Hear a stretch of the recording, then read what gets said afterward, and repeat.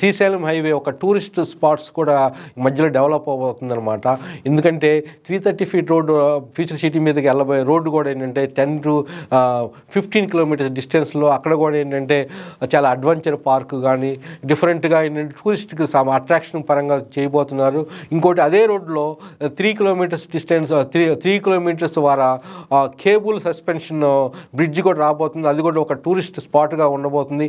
దానివల్ల ఇంకోటి ఏంటంటే 62 కిలోమీటర్స్ 30 ఫీట్ హైట్లో మనకి టైగర్ రిజర్వ్ ఫారెస్ట్ గుండా నల్లమల్లె ఫారెస్ట్ గుండా కూడా ఒక హైరేజ్ రోడ్ అనేది వేయబోతున్నారు.